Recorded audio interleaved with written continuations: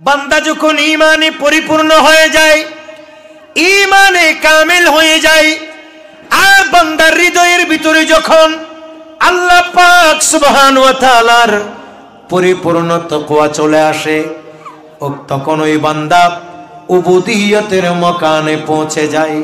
সুবহানাল্লাহ বলেন। আল্লাহর ওলিদের একটা মাকান আছে, সেই মাকানের নাম হচ্ছে উবুদিয়ত। সুবহানাল্লাহ বলবেন না? সেই মাকানের নাম কি বললাম? উবুদিয়ত। এটা অনেক উপরের মাকাম। আর বান্দা যখন ইবাদত করতে করতে, আল্লাহর রিয়াজত করতে করতে, আল্লাহকে পাওয়ার সাধনা করতে করতে, বান্দা যখন বান্দা আব্দ দেখে, বান্দা উবুদিয়তের মধ্যে পৌঁছে যায়। আর বান্দা যখন উবুদিয়তে পৌঁছে, বান্দা তখন জবান দিয়ে যা বলে, আল্লাহ তখন তাই বাস্তবে রূপান্তরিত করে দেয়। আউযু বিল্লাহি মিনাশ শাইতানির রাজীম।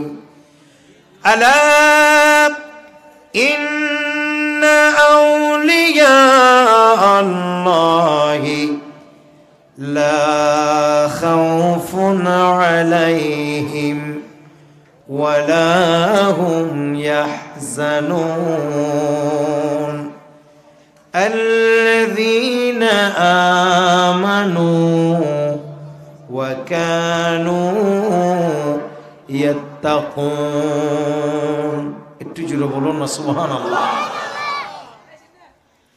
আল্লাহ পাক সুবহানাহু ওয়া তাআলা বলছেন, সাবধান, সতর্ক, নিশ্চয়ই যারা আল্লাহর ওলি, বলেন নিশ্চয় যারা আল্লাহর ওলি, তাদের কোনো ভয় নাই, তাদের কোনো পেরেশানি নাই, এমনকি পরকালেও তারা কখনো কোনো চিন্তিত হবে না। পরের আয়াতে আল্লাহ পাক সুবহানাহু ওয়া তাআলা ওলি কারা তাদের পরিচয় দিয়ে বলেন, ওলি হচ্ছেন তারা যাদের ভিতরে ঈমানও আছে, আমি আল্লাহর তাকওয়া রয়েছে। প্রিয় ভাইরা আমার, কুরআনুল কারীমের এই আয়াত আল্লাহ পাক সুবহানাহু ওয়া তাআলার আউলিয়া কিরামের মর্যাদার ব্যাপারে আল্লাহর পক্ষ থেকে পরিষ্কার সার্টিফিকেট। কাজে আমরা কেউ যদি আল্লাহর আউলিয়া কিরামের পক্ষে বলি, তাতেও কিছু আসে আর যায় না, বিপক্ষে বললেও কিছু আসে আর যায় না। কারণ তাদের মর্তবা, মর্যাদা, তাদের পজিশনের সার্টিফাই করেছেন কে? আরেকটু জোরে বলেন না কে? তবে হ্যাঁ, দুই দিক দিয়ে দুইটা কাজ হবে। আল্লাহর আউলিয়া কিরামের কেউ যদি শান, মান, মর্যাদা এই সমস্ত বিষয়ে আলাপ আলোচনা করে, রাসূল করিম সাল্লাল্লাহু তাআলা আলাইহি ওয়াসাল্লাম হাদিসে পাক ঘোষণা করছে, যিকিরাস সালিহিনা কাফারা, বলে যখন কোন বান্দা আল্লাহর ওলি শান, মান, মর্যাদার কথা জিকির করবে, আল্লাহর আউলিয়া কিরামের কথা বলবে, বরঞ্চ এই উসিলায় তার জীবনে যা গুনাহ হয়েছে ওই সমস্ত গুনাহসমূহের কাফারা হয়ে যাবে। অর্থাৎ ওলির কথা বলার কারণে নিজের গুনাহ মাফ হয়ে যাবে। এটা হচ্ছে হাদিসের ঘোষণা। পক্ষান্তরে যারা আল্লাহর আউলিয়া কিরামের বিরোধিতা করবে, বলেন আল্লাহর ওলির বিরোধিতা যারা করবে, তাদের জন্য অশনি সংকেত। তাদের ব্যাপারেও আল্লাহ পাক সুবহানাহু ওয়া তাআলার সরাসরি হাদিসে কুদসি রয়েছে। আমার আল্লাহ বলেন, মান আদালি ওয়ালিয়ান ফাকাদ আযানতাহু বিল হারবি, বলে যেই ব্যক্তি আমার কোনো ওলি, গৌস, কুতুব, আবদালের বিরুদ্ধে করবে, তাদের বিরুদ্ধে আচরণ করবে, আমি আল্লাহ তাদের বিরুদ্ধে যুদ্ধ ঘোষণা করলাম। একটু জোরে বলুন নাউযুবিল্লাহ। কারণ আল্লাহর আউলিয়া কিরামের মর্যাদা এবং মর্তবা, তাদের এই পজিশন তাদের এই শান মান, এগুলি শান মান মর্যাদার কথা বলেছেন সরাসরি কে? জোরে বলেন না কে? এইটুকু আমরা বুঝলাম। আপনারা বুঝছেন তো নাকি? সবাই তো বুঝছেন না? তাহলে আল্লাহর আউলিয়া কেরামের মর্যাদা এবং মর্তবা, তাদের পজিশন, তাদের সম্মান, এগুলি বর্ণনা করেছেন কে? মাশাআল্লাহ, সবাই তো বুঝছে আল্লাহ। কাজেই আল্লাহর আউলিয়া কেরামের যতটুক পারেন জিয়ারত করবেন। কথা বলেন, কি করবেন? জিয়ারত করবেন। আল্লাহর আউলিয়া কেরামের যতটুক পারেন সাক্ষাৎ করবেন। আল্লাহর আউলিয়া কেরামের যতটুক পারেন প্রশংসা করবেন। আল্লাহর আউলিয়া কেরামের ভালো কাজে যতটুক পারেন সহায়তা করবেন। আল্লাহর আউলিয়া কেরামের সাথে যতটুক পারেন সঙ্গ দেবেন। এটা আপনার আমার জীবনে ব্যাপক কল্যাণ দেবে, অন্যরকম ফায়দা দেবে। এটা আমাদের জীবনকে পরিবর্তন করে দেবে। কথা বলেন ঠিক কিনা? প্রিয় ভাইরা আমার, আল্লাহ পাক সুবহানাহু ওয়া তাআলা কোরআনুল কারীমের বহু আয়াতে আল্লাহ আউলিয়া কেরামের মর্যাদা মর্তবা, তাদের পজিশন সম্পর্কে বলেছেন। একথা আমরা সকলে বিশ্বাস করি। কিন্তু আজকে আমাদের কথা হলো, আমরা যে আউলিয়া কেরামের কথা বলছি, আসলে আল্লাহর ওলি কারা? বলেন না, আসলে আল্লাহর ওলি কারা? এটাই হচ্ছে আজকে আমাদের আলোচ্য বিষয়। আল্লাহ আমাদেরকে বোঝার তৌফিক দান করুন। আমাদেরকে অনেকে বলে আল্লাহর ওলি বিদ্বেষী। নাউজুবিল্লাহ বলবেন না আপনারা? আমাদেরকে কারণ আমরা ওলির নামে ভণ্ড যারা, ওলিদের যেভাবে প্রশংসা করি, ভণ্ডদের সেভাবে পরিচিতি আমরা তুলে ধরি। কথা বলেন না ঠিক কিনা? আল্লাহর আউলিয়া কেরামের শান মান মর্যাদা যেভাবে আমরা মানুষকে বলে বেড়াই, ঠিক সেভাবে ওলির নাম দিয়ে ভণ্ড যারা, আমরা তাদের পরিচিতি মানুষের সামনে তুলে ধরি। হক কোনটা, বাতিল কোনটা মানুষের সামনে পরিষ্কার করে দিই, যাতে করে আল্লাহর কোন বান্দা কখনো কোনোদিন বিভ্রান্ত না হয়। কথা বলেন ঠিক কিনা? এই জন্য অনেকে আমাদেরকে ওলি বিদ্বেষী বলে। কিন্তু আসলে আমার বিশ্বাস, কোন আল্লাহর বান্দা, সঠিক যারা আল্লাহর বান্দা এবং যারা আল্লাহ এবং রাসূল চিনে, তারা কখনো আল্লাহর ওলির বিরোধিতা করতে পারে। কারণ আল্লাহর ওলি মানে তো আল্লাহর বন্ধু। বলেন আল্লাহর বন্ধু। ওলি মানে কি? বন্ধু। বলেন না, ওলি মানে কি? তো ওলি আল্লাহ মানে কি? আল্লাহর বন্ধু। বলেন কার বন্ধু? আল্লাহর বন্ধু। আল্লাহর বন্ধুর বিরোধিতা কি কোনো বান্দা করতে পারে? প্রিয় ভাইয়ের আমার, এখন আমাদের প্রশ্ন হলো, ওলি কারা হবে? ওলি কে? আল্লাহ পাক সুবহানাহু ওয়া তাআলা কুরআনুল কারীমের সূরা ইউনূসের 63 নম্বর আয়াতে বলে দিয়েছেন আল্লাহর ওলি কারা হবে।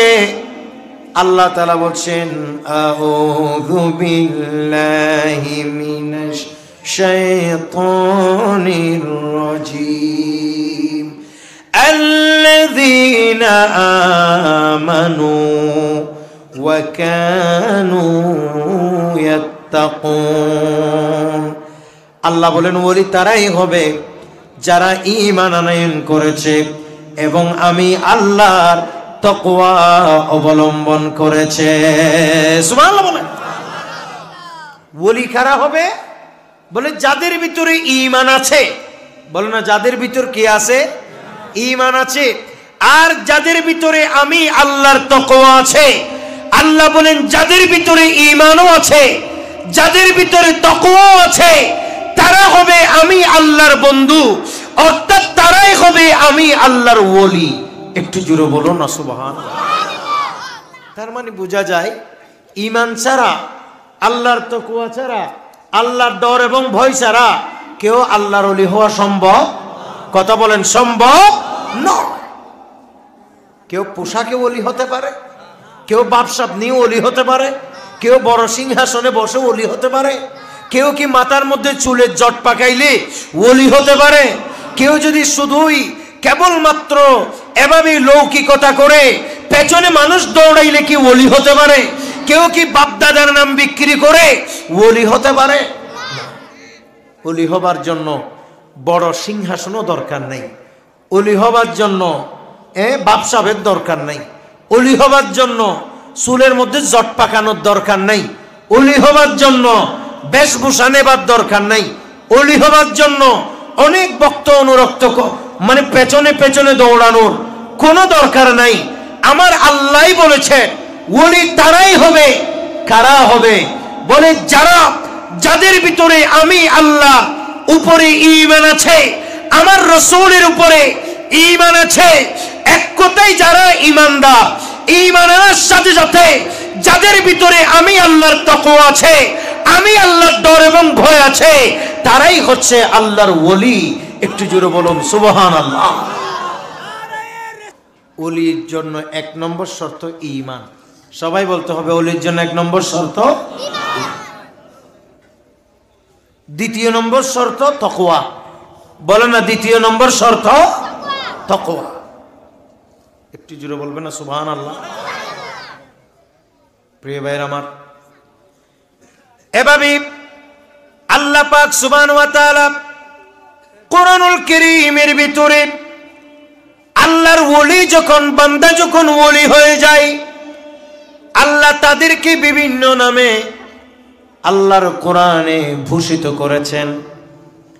আল্লাহ কখনো তাদেরকে ওলি বলেছেন, আল্লাহ কখনো তাদেরকে মুহসিনিন বলেছেন, আল্লাহ কখনো তাদেরকে মুহিব্বিন বলেছেন, আল্লাহ তাদেরকে কখনো সাদিকিন বলে উল্লেখ করেছে। যেমনি ভাবে একজন বাবা হয়ে সন্তানকে আদর করে বিভিন্ন নাম দিয়ে ডাকে, কথা বলে না ঠিক না? সন্তানকে বাবারা অনেক আদর করে বিভিন্ন নাম ধরে ধরে ডাকে। সন্তানের নাম আব্দুল করিম, বাবা কখনো বলে বাবা করিম, বাবা কখনো বলে ওগো আমার আব্দুল করিম, বাবা কখনো বলে ও আমার পুত্র, বাবা কখনো বলে হে আমার আদরের সন্তান, বাবা কখনো বলে হে আমার আদরের ননাই, বাবা কখনো বলে হে আমার সোনামণি। ঠিক সেভাবে বান্দার ভিতরে যখন ঈমানের টইটুম্বুর হয়ে যায়, বান্দার কলবের ভিতরে যখন ঈমানের টইটুম্বুর হয়ে যায়, বান্দা যখন একেবারে আল্লাহর তাকওয়া উচ্চ লেভেলে চলে যায়, আল্লাহ তখন ওই বান্দাদেরকে কখনো কখনো মুহসিনিন বলেছে, কখনো কখনো সাদিকিন বলেছে, কখনো কখনো মুহিব্বিন বলেছেন। একটু জোরে বলুন সুবহানাল্লাহ। যখন এই অবস্থায় বান্দা পৌঁছে, ঈমানের লেভেল যখন উপরে চলে যায়, তাকওয়ার লেভেল যখন উপরে চলে যায়, তখন আল্লাহ বলেছে আউযু বিল্লাহি মিনাশ শাইতানির রাজীম ইয়া আইয়ুহাল্লাযীনা আমানু তাকুল্লাহ ওয়া কুনু মা'আস সাদিকিন। আল্লাহ পাক সুবহানাহু ওয়া তাআলা বলছেন, হে আমার মুমিন বান্দাগণ, তোমরা আমি আল্লাহকে ভয় করো। একটু জোরে বলো না সুবহানাল্লাহ। কাকে ভয় করো? কাকে ভয় করো? আল্লাহ তাআলাকে ভয় করো। এরপরে আমার আল্লাহ বলেছেন, হে আমার বান্দারা, তোমরা যারা তোমাদের মধ্যে যারা সাদিকিন হয়, যারা পুণ্যবান বান্দা হয়ে যায়, তোমরা ওই সাদিকিনদের সাথী হয়ে যাও। বান্দা যখন ঈমানে পরিপূর্ণ হয়ে যায়, ঈমানে কামিল হয়ে যায়, আর বান্দার হৃদয়ের ভিতরে যখন আল্লাহ পাক সুবহানাহু ওয়া তাআলার পরিপূর্ণ তাকওয়া চলে আসে, তখন ওই বান্দা উবুদিয়তের মাকানে পৌঁছে যায়। সুবহানাল্লাহ বলেন। আল্লাহর ওলিদের একটা মাকান আছে, সেই মকানের নাম হচ্ছে উবুদিয়ত। সুবহানাল্লাহ বলবেন না? সেই মকানের নাম কি বললাম? উবুদিয়ত। এটা অনেক উপরের মকাম। আর বান্দা যখন ইবাদত করতে করতে, আল্লাহর রিয়াজত করতে করতে, আল্লাহকে পাওয়ার সাধনা করতে করতে, বান্দা যখন বান্দা আব্দ দেখে বান্দা উবুদিয়তের মধ্যে পৌঁছে যায়। আর বান্দা যখন উবুদিয়তে পৌঁছে, বান্দা যখন জবান দিয়ে যা বলে, আল্লাহ তখন তাই বাস্তবে রূপান্তরিত করে দেয়।